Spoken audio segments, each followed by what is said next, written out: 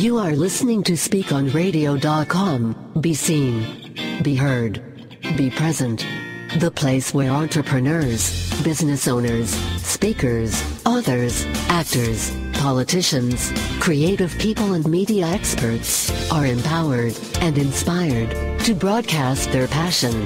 SpeakonRadio.com is a radio platform that has you in mind, bringing you not only inspiration, but practical solutions and opportunities to release your greatness.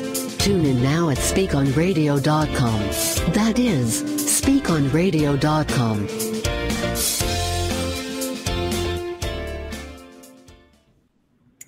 Wow.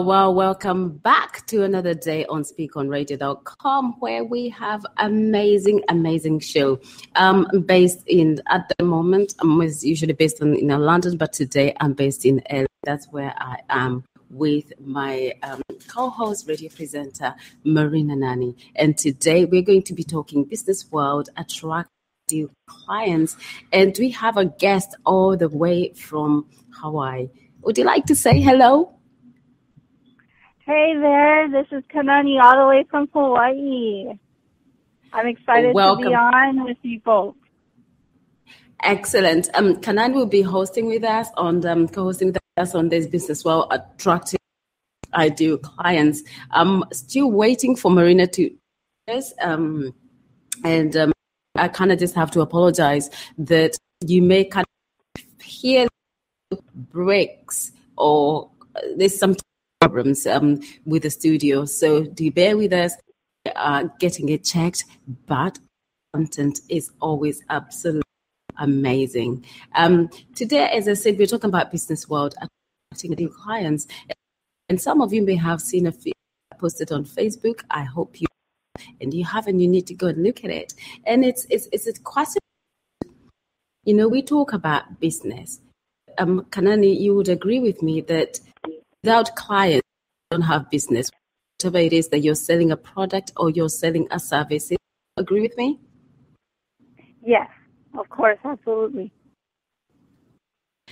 But and I think most of the times, you know, people run to create a product, service. They have an amazing idea. Never stop long enough to think, what does the client look like? Does my ideal client looking for? Who is it? Am I the ideal client? I found that one of the amazing things tend to be when you think about an ideal client, we sometimes forget to look at ourselves because there are not people who are like us. Profile our and profile the solution we are providing. Ask ourselves, if I was buying this, if I was paying for this service, would I put money down? Would I want changed? Kanani, would you like to share your experience? From what I'm getting from you, because of all the breaks, it's a little bit difficult to understand all of the information that you are sharing. But from what I'm understanding, yeah, you would definitely want to think first about your target market, you know, and first, before you even think about putting together your product or whatever you're putting in front of people and putting yourself out there first. You are selling yourself first before actually the products and whatever you are doing. So go ahead. Yeah, no, that's really an amazing point. You know, you've almost come before saying that before you sell a product, you're selling yourself. And then that's so powerful because a lot of people kind of just think, well, the thing is, I need to do a sales course. Yet, you know, we're with people every single day. And you're saying that you need to think you first, correct? Right. Are you struggling to hear me? I can hear bits and pieces. I'm trying to gather everything that you are saying to really combine the whole thought. But yes, exactly. It's the whole personal image and all of you that people look at first. So before they even take a look at products or services or any type of business, you are the business. You personally are the business. Yeah. So basically, before you start thinking about the clients, before you start thinking about, massive, marketing, you need to think about who you are, who would be attracted to you. And I think just clarify this: Marina is not on the show at the moment. I'm sure. Let's have a look. Marina on the show at the moment. I think some thought is Kanani all the way from Hawaii for listening. Think Marina. So and I. You can also hear people trying to get this sorted. So, Kalani, do you mind just carrying on, and I will get this sorted, the whole breaking, so people can hear. This is what happens. You have a live radio, and I always say that we share our experiences as entrepreneurs because this is live. What happens when you do this? That you will be faced with, you have to do with all time live that were not in your business, correct? Yes. In my experience, I'll actually just share a story actually, and one of the stories of one of my sales that came through, the person that I actually was trying to work with, and there's two parts that I'm going to share with you about this particular story of this sale. The sale actually didn't go through, and it wasn't because of me.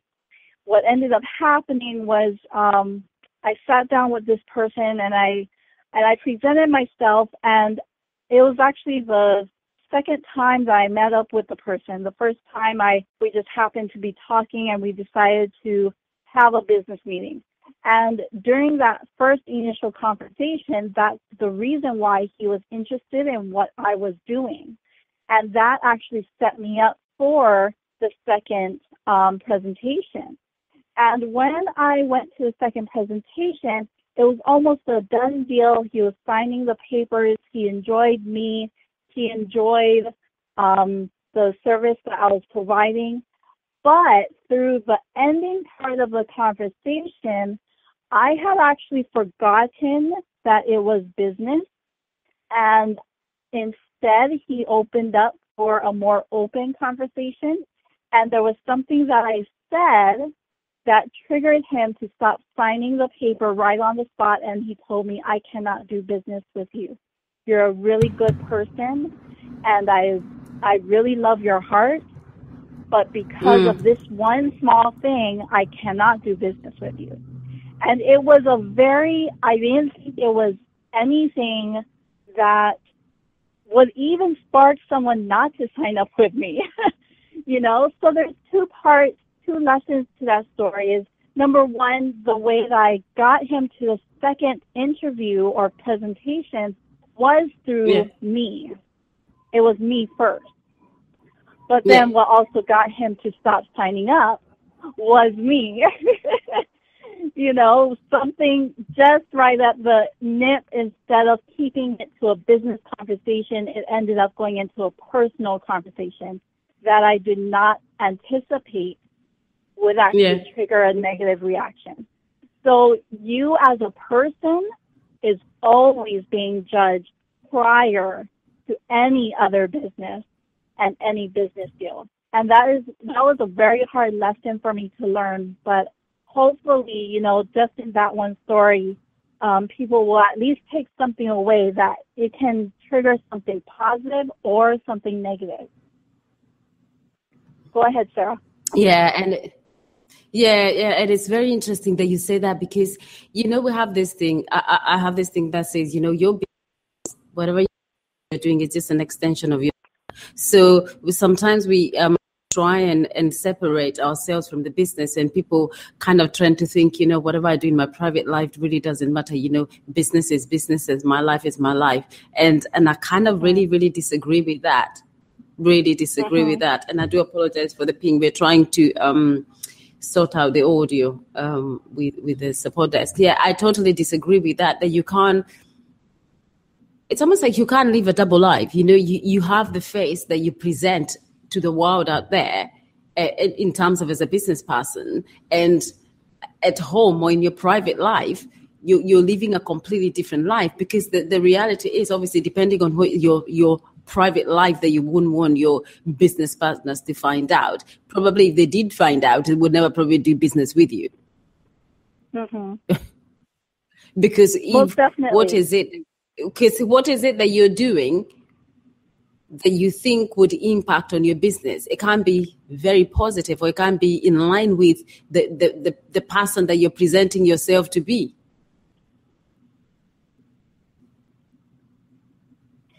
Would you say that? Are you asking, or is that? It's a conversation. It's a conversation. So in terms...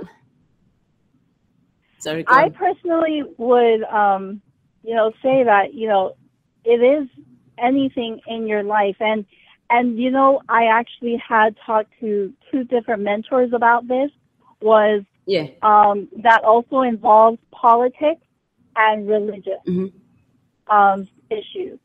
And those are the 2 main issues that you do have to keep away from business. And that's very, especially when you're going international, working with those who are international, understanding different cultures and different beliefs. Sometimes you just cannot be so open about your beliefs. You just can't. You have to cut those things out and keep moving forward with just a business mindset.